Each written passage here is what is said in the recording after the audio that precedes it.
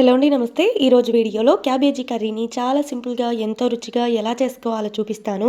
ముందుగా గ్యాస్‌పై కుక్కర్ పెట్టుకొని కుక్కర్‌లోకి ఆయిల్ వేసుకోవాలి. ఆయిల్ వేడైన తర్వాత ఆవాలు, జీలకర్ర వేసుకోవాలి. ఆవాలు, జీలకర్ర చిట్పటమన్న వెంటనే టమోటోలు, ఉల్లిగడ్డలు 2 ఒకేసారి వేసేసుకుంటున్నాను. నేను 3 టమోటోలు, 2 ఉల్లిగడ్డలు తీసుకున్నాను. ఆ తర్వాత సగం టీ స్పూన్ పసుపు, అలాగే క్యాబేజీకి సరిపోయేంత ఉప్పు కూడా వేసుకొని అంతా ఒకసారి కలిపేసుకోవాలి. కలుపుకొని టమోటో, ఉల్లిగడ్డ మెత్తబడేంత దాకా ఇలా కలుపుకుంటూ మగ్గించుకోవాలి. చూడండి, టమోటో, ఉల్లిగడ్డ ఇలా మెత్తబడిన తర్వాత క్యాబేజీని ఇలా కట్ చేసేసుకొని వేసేసుకోవాలి. నేను హాఫ్ కేజీ క్యాబేజీ తీసుకున్నాను. ఆ తర్వాత అంతా క్యాబేజీ, టమోటో, ఉల్లిగడ్డ అంతా కలిసేలాగా కలుపుకొని కారం కూడా వేసేసుకోవాలి.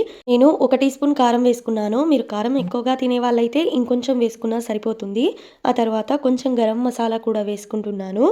వేసుకొని ఇదంతా కలపకుండా అలాగే మూత పెట్టుకొని 2 విజిల్స్ వచ్చేంత దాకా క్యాబేజీని ఉడికించుకోవాలి.